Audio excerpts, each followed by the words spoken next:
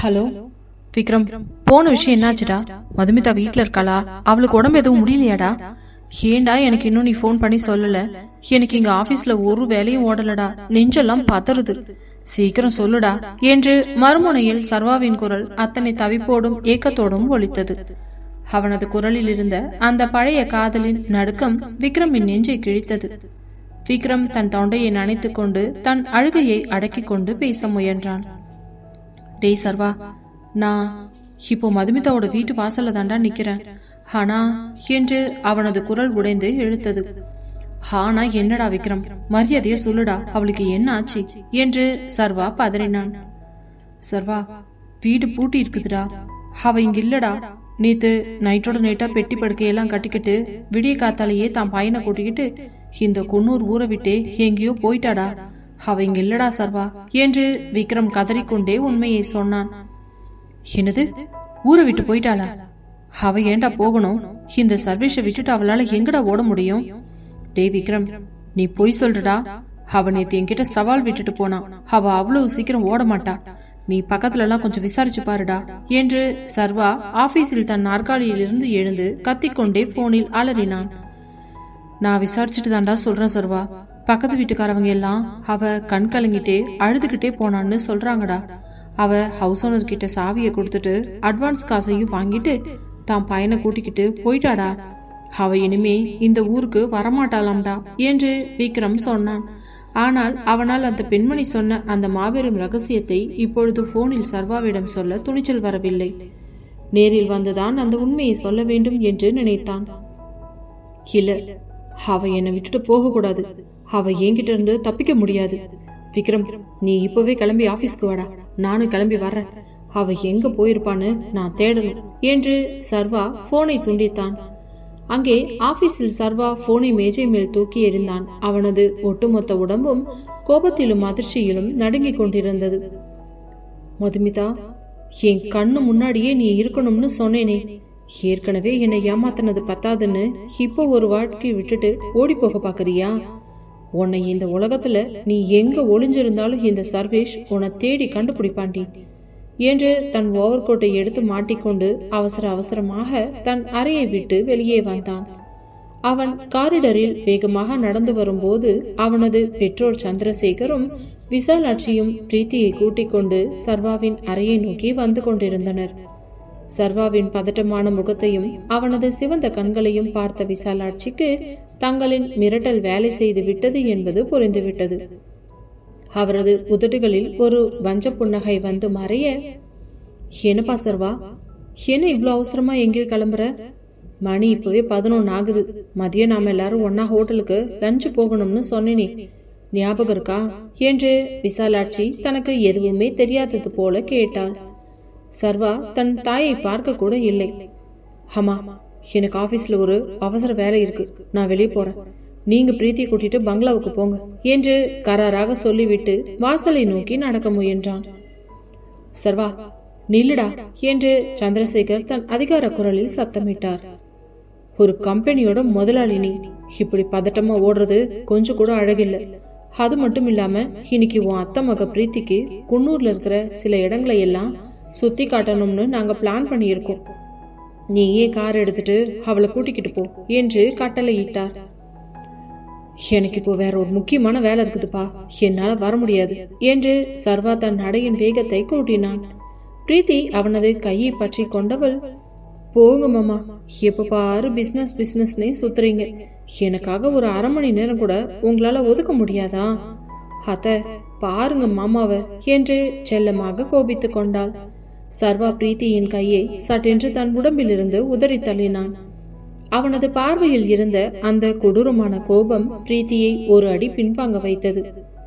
பிரீத்தி, என் கையை தொடாதன்னு ஏற்கனவே சொல்லியிருக்கேன்ல, எனக்கு இப்போ வேலை இருக்கு என்று கத்திவிட்டு ஆபீஸ் வாசலை நோக்கி ஓடினான் சர்வா.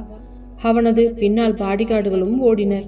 ஆபீஸ் வாசலில் அவனது கார் தயாராக நிற்க சர்வா டிரைவர் சீட்டில் அமர்ந்து காரை மிக வேகமாக எடுத்துக்கொண்டு மெயின் ரோட்டை நோக்கி பறந்தான்.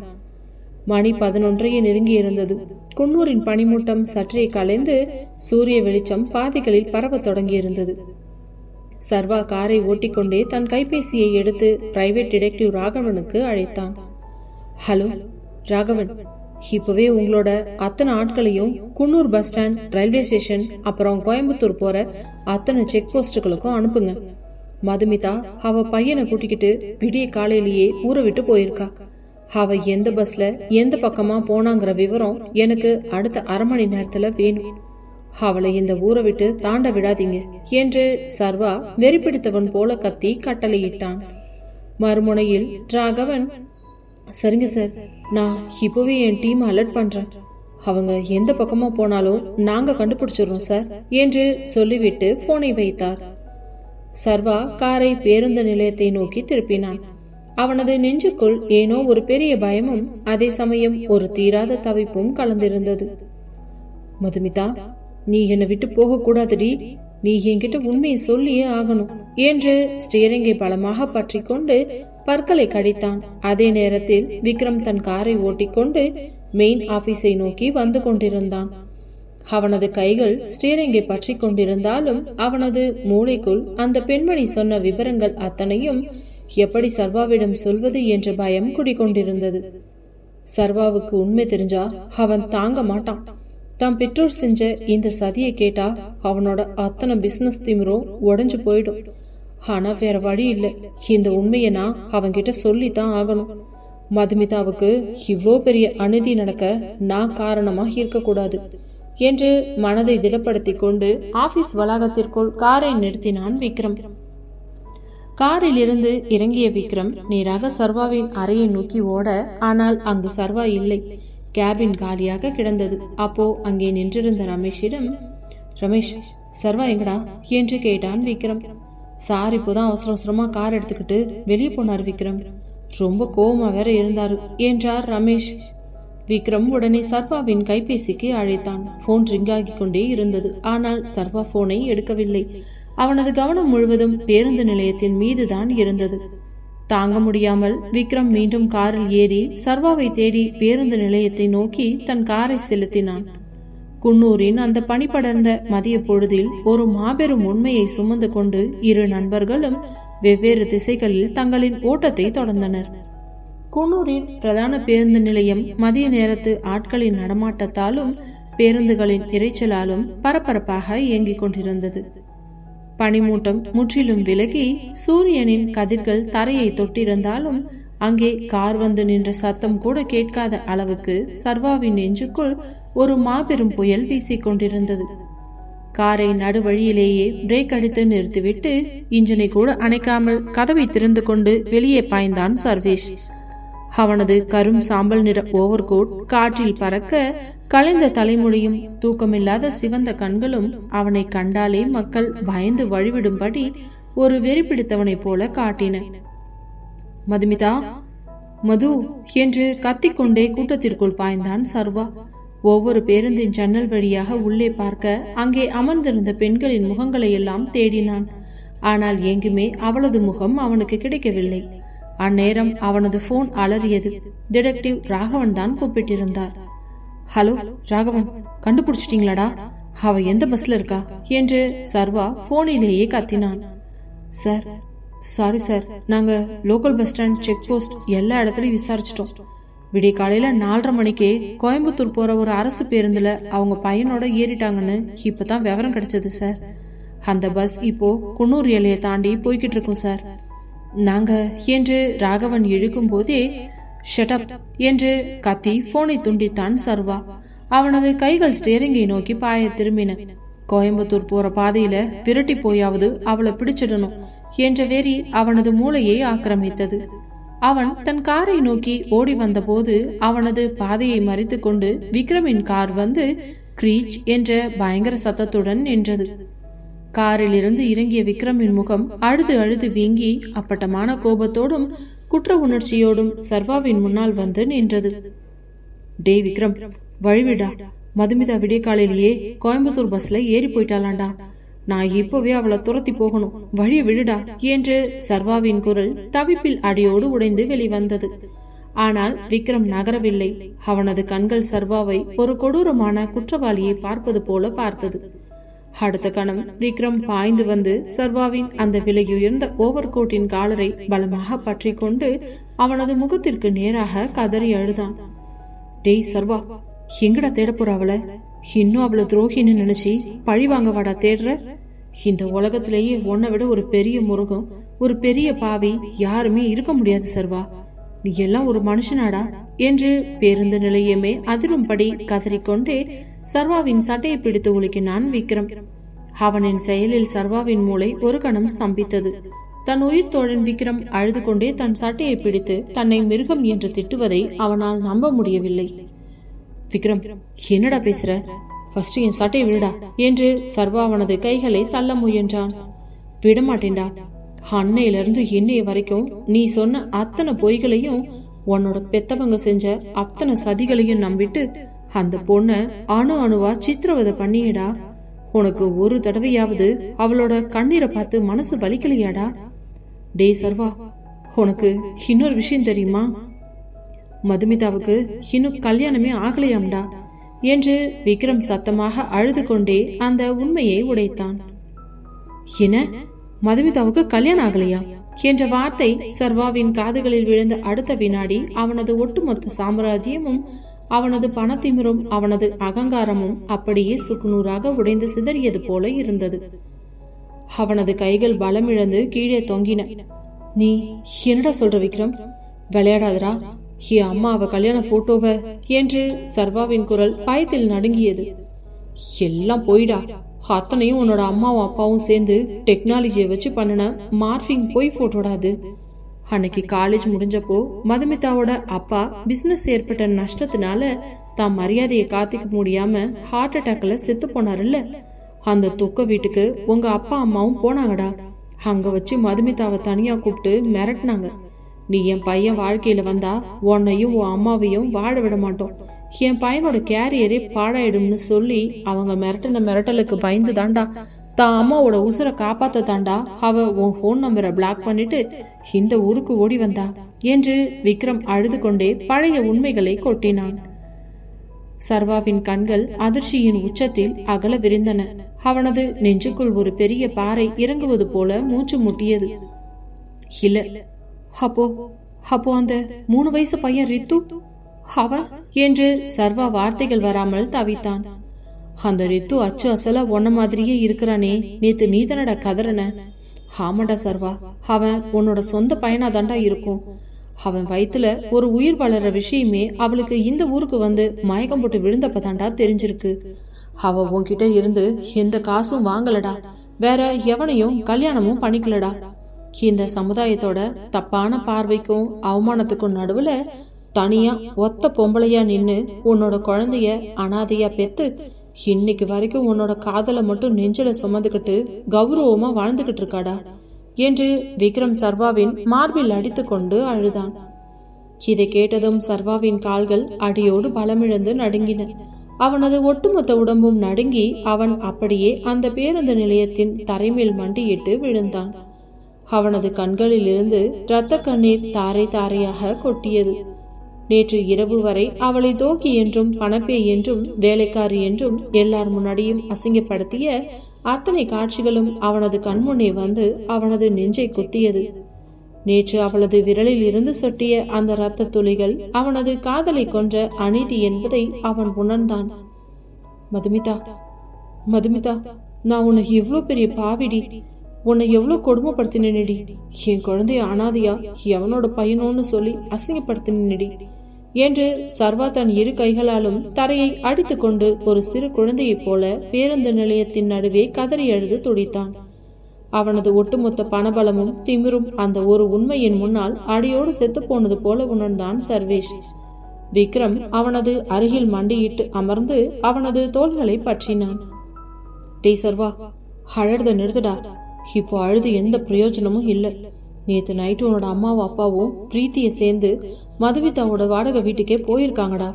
அங்க வச்சு அந்த பச்சை குழந்தையோட உசுருக்கு ஆபத்து வந்துடும்னு சொல்லி அவங்க மிரட்டின மிரட்டலுக்கும் அவங்க அடிச்ச அடிக்கும் பயந்துதான்டா அவன் நைட்டோட நைட்டா பெட்டி படுக்கையெல்லாம் கட்டிக்கிட்டு விடிய காலையிலேயே ஓடி இருக்கா என்றான் விக்ரம். என்ன, என் அம்மாவும் அப்பாவும் அவ வீட்டுக்கே போய் ஏன் குழந்தையே கொன்னுடுவேன்னு மிரட்டினாங்களா என்று கேட்ட சர்வாவின் கண்கள் கோபத்திலும் வெறியிலும் சிவந்தன. அவனது அழுகை மெல்ல மெல்ல ஒரு கொடூரமான மிருகத்தின் ஆக்ரோஷமாக மாறியது. அவன் தரையிலிருந்து சற்றென்று எழுந்து நின்றான். அவனது முகத்தில் இருந்த அந்த பழைய கனிவு அடியோடு மறைந்து தன் வாழ்க்கையையும் காதலையும் அழித்த தன் பெற்றோர் மீதான ஒரு கொடூரமான வெறி தாண்டவமாடியது. என் மதுமிதாவையும் என் குழந்தையையும் அனாதையா நடுத்தெருவில் நிக்க வச்சது என் பெத்தவங்க தானடா விக்ரம். அவங்க செஞ்ச இந்த சதிக்கு அவங்களுக்கு என்ன தண்டனை கொடுக்கணும்னு இந்த சர்வேஷ்க்கு நல்லா தெரியும். கார்ல ஏறுடா, முதல்ல பங்களாவுக்கு போறோம். அவங்க முன்னாடியே என் ஆட்டத்தை தொடங்கி அதுக்கப்புறம் என் மதுவையும் என் பையனையும் நானே தேடி போறேன் என்று சர்வா பற்களை கடித்தபடி தன் காரை நோக்கி பாய்ந்தான். குன்னூரின் பனிமூட்டம் அவர்களின் வாழ்க்கையின் அத்தனை ரகசியங்களையும் அவிழ்த்துவிட்டு சர்வாவின் பெற்றோரை அழிக்க துடிக்கும் ஒரு மாபெரும் பழிவாங்கல் புயலாக மாறத் தொடங்கியது. குன்னூரின் அந்த பனி படர்ந்த மலைப்பாதையில் சர்வாவின் பிரம்மாண்டமான கருப்பு நிற கார் மணிக்கு 100 கிலோமீட்டர் வேகத்திற்கும் மேலாக சீறி பாய்ந்து கொண்டிருந்தது.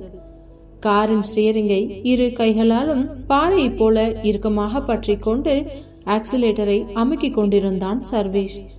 அவனது கண்கள் கோபத்திலும் வெறியிலும் அப்பட்டமான ரத்தமாய் சிவந்திருந்தன. அவனது நெற்றியில் நரம்புகள் புடைத்து துடித்தன. அவனது காதுகளுக்குள் விக்ரம் சொன்ன அந்த ஒவ்வொரு உண்மையும் இடியென முழங்கிக் கொண்டிருந்தது. என் மதுமிதாவுக்கு கல்யாணமே ஆகலையா? என்னை பெத்தவங்க தான் அவளை மிரட்டி போட்டோவை மார்க்கிங் பண்ணி என்னை ஏமாத்தினாங்களா? கேவலம். அவங்களோட பண ஆசைக்காகவும் அந்தஸ்துக்காகவும் எங்க உண்மையான காதலையே கொண்டுட்டாங்களே. அது மட்டும் இல்லாம நேத்து நைட்டு வேற அவ வீட்டுக்கு போய் என்னோட 3 வயசு பச்சை குழந்தையோட உயிருக்கு ஆபத்து வந்துடும்னு சொல்லி அவளை அடிச்சு மிரட்டி இந்த ஊரை விட்டு துரத்தி இருக்காங்களே. ச்சே, நினைக்க நினைக்க சர்வாவின் தொண்டையிலிருந்து ஒரு கொடூரமான மிருகத்தின் கர்ஜனையே வெளிவந்தது.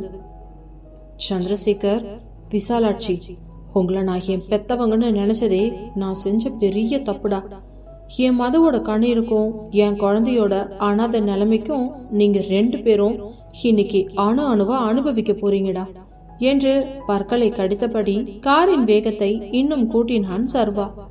அவனது அருகில் அமர்ந்திருந்த விக்ரம் சர்வாவின் இந்த வெறிப்பிடித்த முகத்தை பார்த்து பயந்து போய் மௌனமாக அமர்ந்திருந்தான். கார் சர்வாவின் அந்த ஆடம்பர பங்களாவின் வாசலில் வந்து பயங்கரமான பிரேக் சத்தத்துடன் கீச் என்று வந்து நின்றது. கார் முழுமையாக நிற்பதற்கு முன்னரே கதவை திறந்து கொண்டு வெளியே பாய்ந்தான் சர்வா. அவனது நீண்ட கம்பீரமான கால்கள் பங்களாவின் படிகளை அசுர வேகத்தில் கடந்தன. பங்களாவின் மாபெரும் வரவேற்பறையில் சந்திரசேகரும் விசாலாட்சியும் சோஃபாவில் அமர்ந்து தேநீர் குடித்துக் கொண்டிருந்தனர். பிரீத்தி அருகில் அமர்ந்து தன் நகங்களுக்கு நெயில் பாலிஷை போட்டுக் கொண்டிருந்தாள். மதுமிதாவை ஊரை விட்டு துரத்திய திருப்தியில் சந்திரசேகர் மற்றும் விசாலாட்சியின் முகத்தில் ஒரு மாபெரும் வஞ்சக நிம்மதி தெரிஞ்சது. அப்பொழுது அந்த அறையின் பிரம்மாண்டமான தேக்கு மர கதவு டங் என்ற மாபெரும் சத்தத்துடன் உதைத்து திறக்கப்பட்டது. உள்ளே நுழைந்த சர்வாவை பார்த்ததும் சோஃபாவில் இருந்த மூவருமே ஒரு நிழாடி திடுக்கிட்டு எழுந்து நின்றனர். சர்வாவின் முகம் இப்பொழுது ஒரு மனிதனை போல இல்லை. தன் ஒட்டுமொத்த வாழ்க்கையையும் இழந்த ஒரு வெறிப்பிடித்த அசுரனை போல காட்சியளித்தது. அவனது கண்கள் அவர்களை பொசுக்கி விடுவது போல வன்மத்துடன் பார்க்க அவனது பின்னால் விக்ரமும் அழுது கொண்டே உள்ளே வந்தான். சர்வா, என்னப்பா இது? கதவை இப்படி உடைச்சு திறந்துகிட்டு வர்ற? முகமெல்லாம் ஏன் இவ்வளோ கோவமா இருக்கு? என்னாச்சுப்பா என்று விசாலாட்சி தனக்கு எதுவுமே தெரியாதது போல ஒரு உலகமாக நடிப்பை வரவழைத்துக் கொண்டு பாசமாக கேட்டாள். நிறுத்தி உன்னோட அந்த அசிங்கமான நடிப்ப என்று காடே அதிரும் குரலில் ஒரு சிங்கத்தின் கர்ஜனை போல கத்தினான் சர்வா.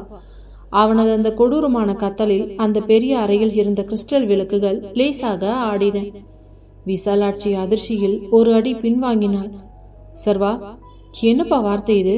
பெத்த அம்மானு கூட பார்க்காம என்று சந்திரசேகர் சத்தமிட, சந்திரசேகர், நீங்கள் எல்லாம் என்ன மிரட்டாதீங்க. உங்களை அப்பான்னு சொல்றதுக்கே எனக்கு அசிங்கமா இருக்குதுடா என்று சர்வா பாய்ந்து வந்து தன் தந்தையின் முன்னால் நின்றிருந்த அந்த பெரிய கண்ணாடி மேஜையை ஓங்கி ஒரு உதைவிட்டான்.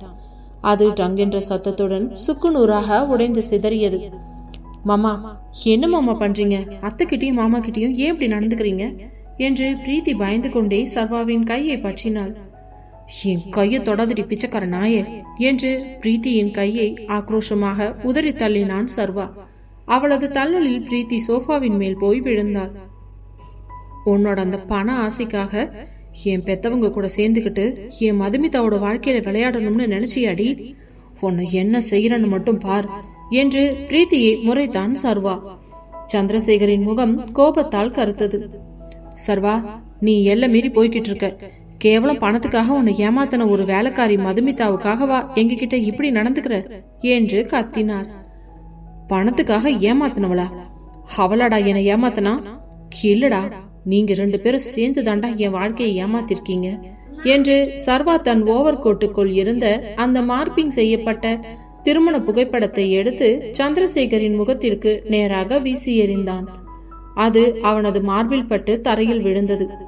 இதோ பார் சந்திரசேகர், அன்னைக்கு லண்டன்ல இருந்து எனக்கு மதுமிதாவுக்கு கல்யாணம் ஆயிடுச்சுன்னு இந்த ஒரு போலி போட்டோவை அனுப்பியிருக்கீங்க.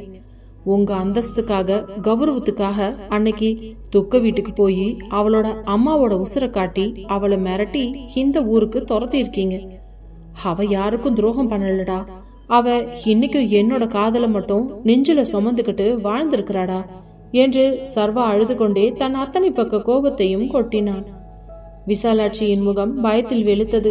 தங்களின் அத்தனை சதிகளும் சர்வாவிற்கு தெரிந்துவிட்டது என்பதை அவளது மூளை உணர்ந்தது. சர்வா, அது வந்துப்பா, நாங்க உங்க நல்லதுக்காகத்தான் என்று இழுத்தாள். ஏன் நல்லதுக்காடி? ஏன் நல்லதுக்காக வாடி நேத்து நைட் அவளோட வீட்டுக்கு தேடி போனீங்க? அங்க வச்சு அந்த பச்சை குழந்தையோட உசுரை காட்டி அவளை மிரட்டி அவளோட கன்னத்துல அடிச்சு இந்த ஊரை விட்டே துரத்தி இருக்கீங்க. டேய் சந்திரசேகர், அந்த ரித்து எவனோ பெத்த குழந்தை இல்லடா. அவன் என்னோட சொந்த பையன்டா, என்னோட ரத்தம்டா. அவன் என் குழந்தையே வேலைக்காரியோட பையன்னு சொல்லி எல்லார் முன்னாடி அசிங்கப்படத்தை வச்சிருக்கீங்களேடா. நீங்களெல்லாம் என்ன பெத்தவங்களாடா? இல்ல, பெத்தவன்ற போர்வையில இருக்கிற மிருகங்கடா நீங்க என்று சர்வா தன் நெஞ்சில் அடித்து கொண்டு கதறி அழுது கொண்டே கத்தினான். அவனது அந்த பேரழுகையும் அவனது கண்களில் இருந்து வழிந்த அந்த இரத்த கண்ணீரும் அங்கே நின்றிருந்த சந்திரசேகரையும் விசாலாட்சியையும் அடியோடு நடுங்க வைத்தது. சர்வா, நாங்க என்று சந்திரசேகர் பேச முற்பட்ட போது, வாய முடுங்கடா என்று சர்வா ஆக்ரோஷமாக சீறினான். இங்க பாரு சந்திரசேகர், விசாலாட்சி இப்பவே இந்த நிமிஷமே உங்களோட அத்தனை பெட்டி படுக்கைகளையும் கட்டிக்கிட்டு இந்த என்னோட பங்களாவை விட்டும் இந்த குன்னூர் ஊரை விட்டும் சென்னைக்கு ஓடி போயிடுங்க.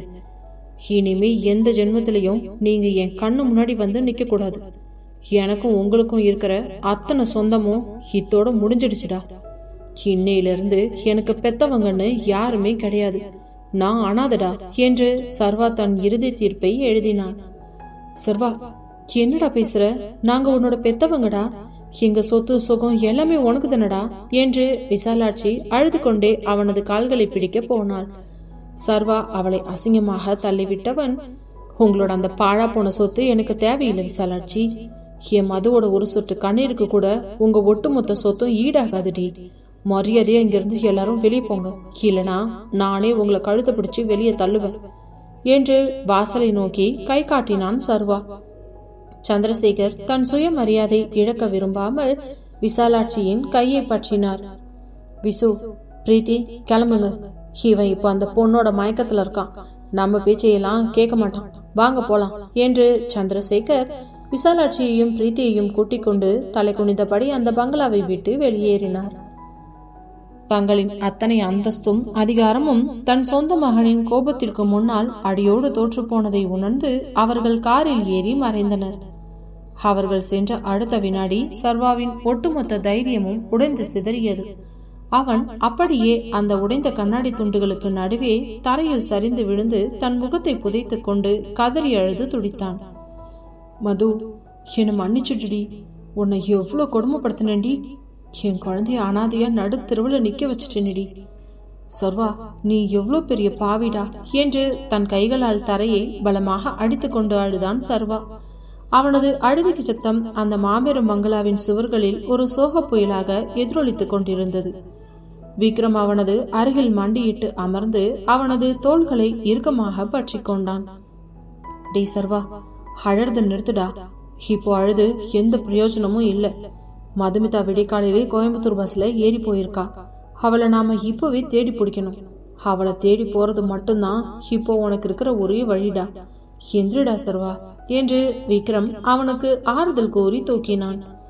சர்வா மெதுவாக தன் கண்களை துடைத்துக் கொண்டு எழுந்து நின்றான். அவனது கண்களில் இப்பொழுது அந்த பழைய குற்ற உணர்ச்சி மறைந்து தன் மனைவியையும் மகனையும் எப்படியாவது தேடி கண்டுபிடித்து தன் காலடியில் போட்டு மன்னிப்பு கேட்க வேண்டும் என்ற அந்த ஒரே ஒற்றை வெறி மட்டுமே விஸ்வரூபம் எடுத்து நின்றது. ஆமாண்டா விக்ரம், நான் அழக்கூடாது. என் மதுமிதாவையும் என் பையன் ரித்துவையும் நான் தேடி போகணும். அவங்க இந்த உலகத்துல எந்த கோடியில இருந்தாலும் சரி, இந்த சர்வேஷ் அவங்க முன்னாடி போய் மண்டிட்டு என் தப்ப ஒத்துக்க வேண்டா. காரை கிளப்படா விக்ரம், நாம இப்பவே கோயம்புத்தூருக்கு புறப்படுவோம் என்று சர்வா தன் கண்களை துடைத்து கொண்டு அந்த பழிவாங்கல் பங்களாவை விட்டு வெளியேறி தன் உண்மையான காதலையும் தன் குழந்தையையும் தேடி அந்த பனிமூட்ட சாலையில் தன் புதிய பயணத்தை தொடங்கினான். குன்னூர் அரசு பேருந்து நிலையத்தின் அந்த பரபரப்பான கூட்ட நெரிசலுக்கு நடுவே தன் 3 வயது குட்டி பையன் ரித்துவின் கைகளை இறுக பற்றி கொண்டு மூச்சரைக்க நின்றிருந்தாள் மதுமிதா.